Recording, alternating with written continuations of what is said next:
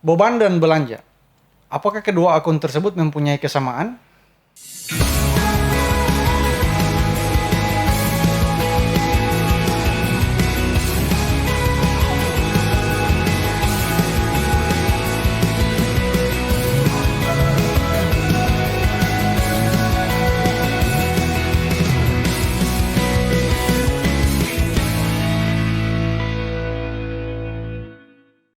Assalamualaikum warahmatullahi wabarakatuh. Perkenalkan, saya Takdir Tamher. Pada kesempatan kali ini, saya akan mencoba membahas tentang beban dan belanja yang merupakan dua akun yang menurut pemahaman banyak orang sama, namun sejatinya berbeda secara akuntansi. Berdasarkan peraturan pemerintah nomor 71 tahun 2010, dikenal istilah beban dan belanja. Perlakuan akuntansi yang berbeda antara beban dan belanja merupakan implikasi atas berlakunya basis akrual sebagaimana diatur dalam PP nomor 71 tahun 2010 itu sendiri. Akuntansi beban dan belanja pada lingkup SKPD meliputi pengakuan, pencatatan, dan pelaporan. Dalam perlakuan keduanya terdapat perbedaan di mana beban adalah penurunan manfaat ekonomi atau potensi jasa atau biaya yang timbul akibat transaksi tersebut dalam periode pelaporan yang berdampak pada penurunan ekuitas baik berupa pengeluaran, konsumsi aset, atau timbulnya kewajiban. Sedangkan belanja diakui pada saat SP2D atau dengan kata lain semua pengeluaran dari rekening kas umum daerah yang mengurangi saldo anggaran lebih dalam periode tahun anggaran yang bersangkutan dan tidak akan diperoleh pembayarannya kembali oleh pemerintah. Dalam rincian kode rekening terdapat kemiripan nama namun berbeda dalam perlakuan. Misalnya beban gaji dan tunjangan ASN dan belanja gaji dan tunjangan ASN. Dari pasangan akun tersebut terdapat juga beberapa akun yang hanya terdapat dalam laporan operasional atau LO dan tidak terdapat dalam laporan realisasi anggaran atau LRA. Dalam akuntansi disebut dengan beban non-kas. Beban non-kas sendiri dikategorikan terdiri dari beberapa jenis, yaitu yang pertama, beban penyusutan pada aset tetap, beban penyisian piutang, dan yang terakhir, beban amortisasi atas aset tidak berwujud. Berdasarkan pengalaman yang terjadi pada setiap tahunnya, auditor selalu meminta penjelasan real serta kertas kerja yang menjelaskan selisih antara beban dan belanja. Untuk itu, saya mencoba menguraikan hal-hal apa saja yang menyebabkan terjadinya selisih antara belanja dan beban itu sendiri. Pada dasarnya, nilai beban dan nilai realisasi belanja tidak harus sama. Hal tersebut dikarenakan adanya perbedaan dari sisi perlakuan dalam akuntansi, baik itu dari sisi pengakuan, pengukuran, sampai dengan pelaporan. Terkait dengan penggunaan basis akrual, terdapat 3 kondisi pengakuan beban yang akan mempengaruhi sistem dan prosedur akuntansi beban. Ketiga kondisi tersebut yaitu yang pertama, beban diakui sebelum pengeluaran kas, yang kedua beban diakui bersamaan dengan pengeluaran kas, dan yang ketiga beban diakui setelah pengeluaran kas. Yang pertama, beban diakui sebelum pengeluaran kas. Penjelasan atas beban yang diakui sebelum pengeluaran kas terbagi menjadi 2, yaitu yang pertama pengeluaran kas melalui bendahara pengeluaran dan yang kedua pengeluaran kas melalui BUD. Yang pertama, pengeluaran kas melalui bendahara pengeluaran. Pada kondisi ini diawali pihak PPK SKPD menerima tembusan dokumen penetapan dari bendahara pengeluaran atau pihak terkait lainnya. Berdasarkan dokumen tersebut, PPK SKPD akan mencatat pengakuan beban dan utang beban. Yang kedua, apabila bendahara pengeluaran melakukan pembayaran pada pihak ketiga, bukti pengeluaran tersebut ditembuskan pada PPK SKPD. Atas tembusan tersebut, PPK SKPD akan mencatat pengurangan utang beban pengeluaran kas di bendahara pengeluaran dan mencatat penambahan uang muka yang belum dipertanggungjawabkan. Yang berikutnya, setelah SP2DGU diterbitkan oleh BUD, PPK SKPD akan mencatat penambahan kas di bendahara pengeluaran, RK PPKD, pengakuan belanja, dan pengurangan uang muka yang belum dipertanggungjawabkan. Yang kedua, pengeluaran kas melalui BUD. Pada kondisi ini diawali pihak bendahara pengeluaran menerima surat tagihan atau dokumen penetapan beban dari pihak ketiga dan menembuskannya pada PPK SKPD. Berdasarkan dokumen tersebut, PPK SKPD akan mencatat pengakuan utang beban dan beban.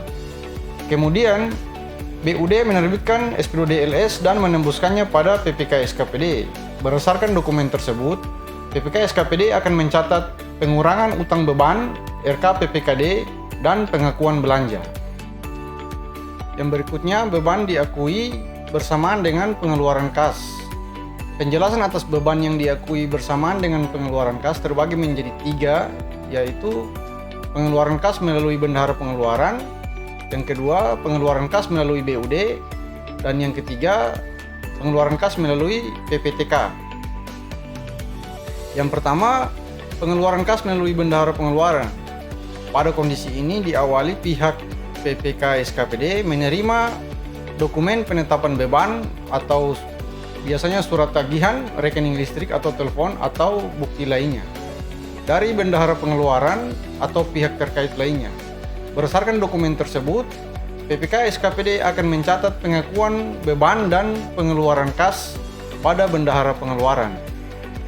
Atas bukti dokumen tersebut, bendahara pengeluaran melakukan pembayaran pada pihak ketiga.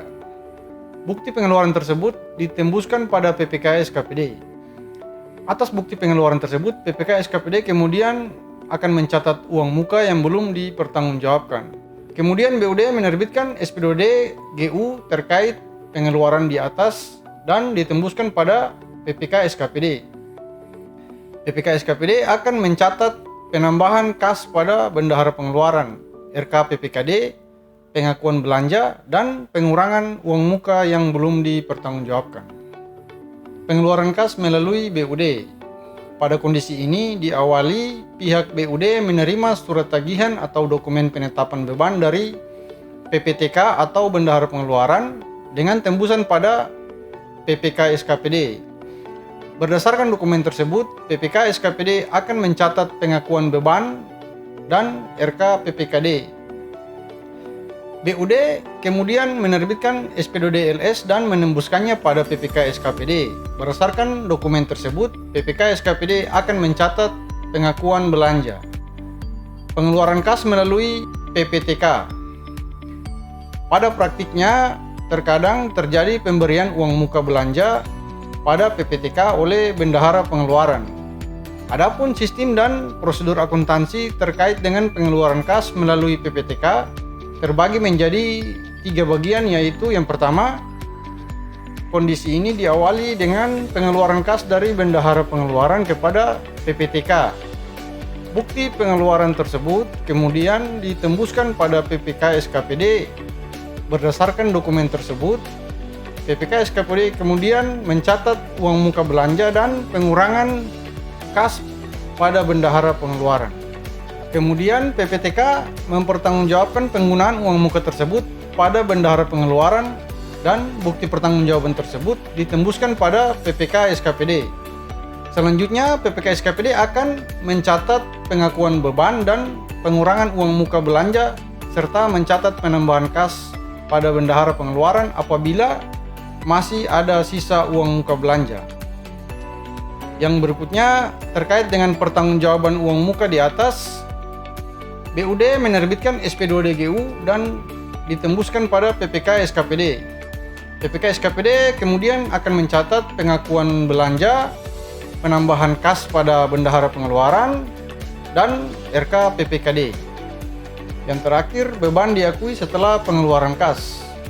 Penjelasan atas beban yang diakui setelah pengeluaran kas sendiri terbagi menjadi 2 bagian, yaitu yang pertama, pengeluaran kas melalui bendahara pengeluaran dan pengeluaran melalui BUD. Pengeluaran kas melalui bendahara pengeluaran sendiri pada kondisi ini diawali pengeluaran kas oleh bendahara pengeluaran dan bukti pengeluaran tersebut ditembuskan pada PPK SKPD.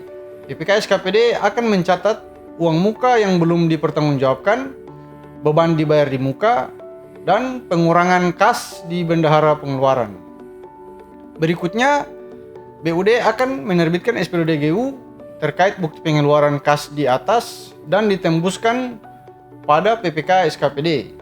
Berdasarkan SP2D tersebut, PPK SKPD akan mencatat pengakuan belanja, pengurangan uang muka yang belum dipertanggungjawabkan, penambahan kas di bendahara pengeluaran, dan RK PPKD.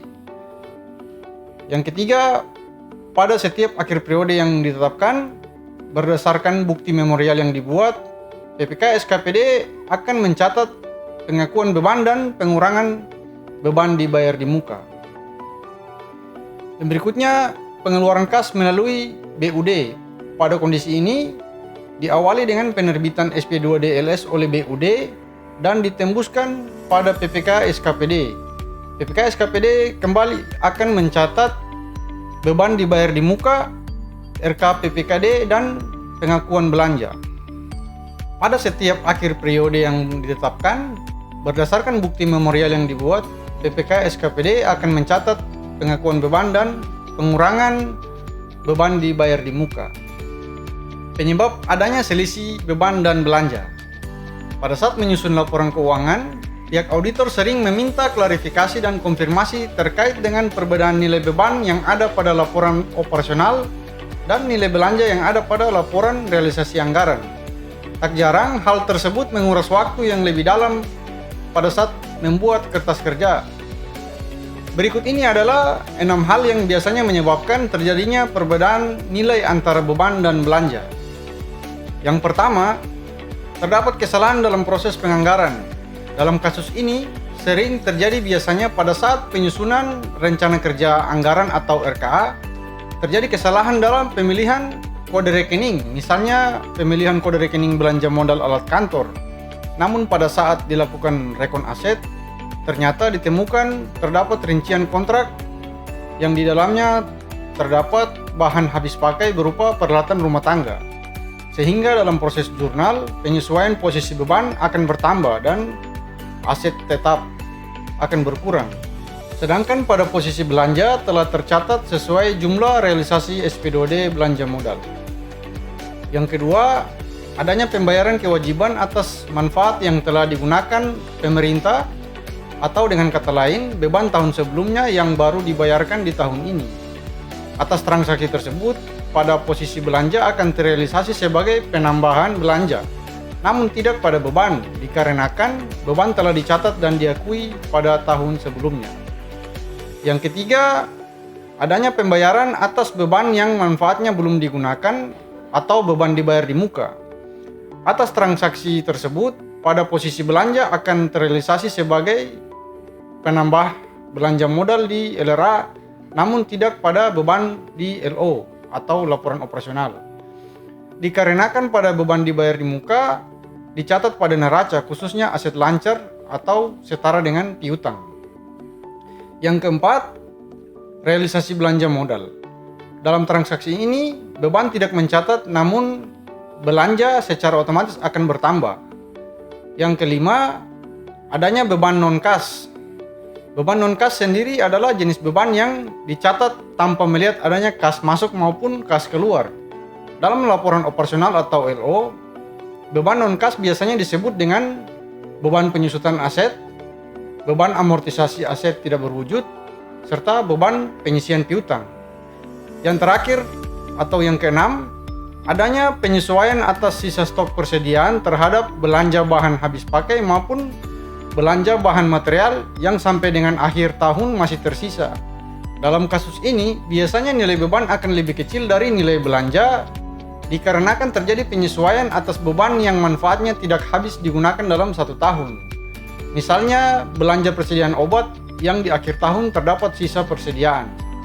Semoga artikel ini dapat membantu membuka wawasan teman-teman ASN yang sebentar lagi akan menghadapi penyusunan laporan keuangan serta pemeriksaan keuangan untuk tahun anggaran 2020. Jangan lupa like dan subscribe untuk membantu kami dalam membangun channel ini. Dan terakhir, berikan tanggapan Anda pada kolom komentar.